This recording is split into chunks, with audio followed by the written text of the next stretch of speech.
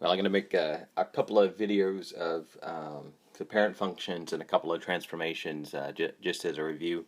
Um, so first one we'll look at is f of x equals x squared, the square function. And this is the parent function that you kind of want to know how to graph. And we can graph this by making a table. And because I'm squaring numbers, I want to pick numbers that are pretty close to zero because when I square numbers, most of the time they're going to get larger. Um, So if I center it around 0 and I pick a couple of points, -3 through 3, that's going to give me a pretty good representation of what the graph is going to look like. And then what I'm going to do is I'm going to square each one of the outputs. So I square my inputs, and I get sort of a symmetric looking output. So -3 and 3 squared are 9, -2 and 2 squared is 4. 1 and -1 squared is 1, and 0 squared is 0. Um, oops. Now we'll go ahead and plot our points and connect our dots, and that's our parabola. That's our parent function x squared. And what I'll do on this one is I'll do one vertical transformation and one horizontal transformation. So in red we'll do this g of x function, and we'll say it's x squared minus 3, and if it's not inside the function's squaring, so the minus 3 is on the outside, it's going to be a vertical shift down 4 units, or not 4 units, 3 units. So like this point here is going to move down 3. This point here is going to move down 3. This point here is going to move down 3, down 3, down 3, and then these points up above are going to move down 3.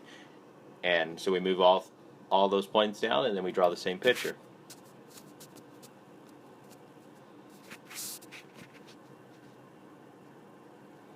Okay, and what I'll do is I'll go ahead and do that on the table too, so we could actually graph it on the table here. So if I'm moving down 3, 9 minus 3 is 6, 4 minus 3 is 1, etc. And now I have my x coordinate, my y coordinate, x coordinate, y coordinate, etc. And I can plot it that way also. So it's another way of thinking about doing this problem. Okay. And I'll go ahead and plot those points, and the shape is going to be the same. It's just you can see that it shifted down 3 units. We'll also look at a graph that is shifted, and I think we'll do a shift to the right 4 units. So in blue we'll do this h of x equals x minus 4.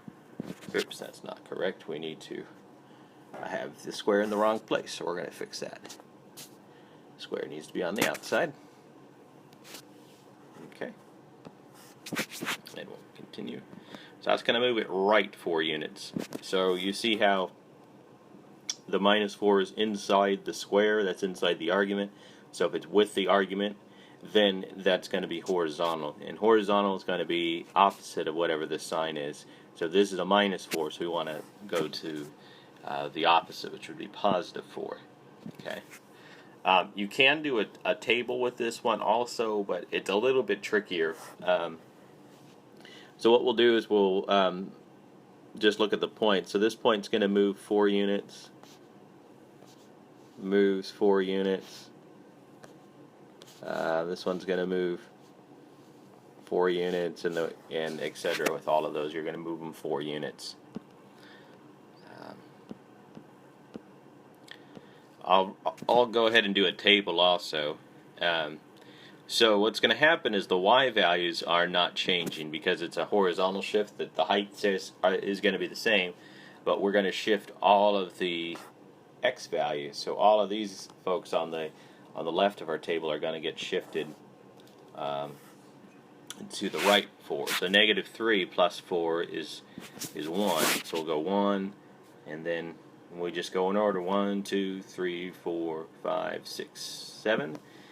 And we're just going to move each one of our points. So we're going to move this 4, this 4, this 4, this 4, this 4, etc.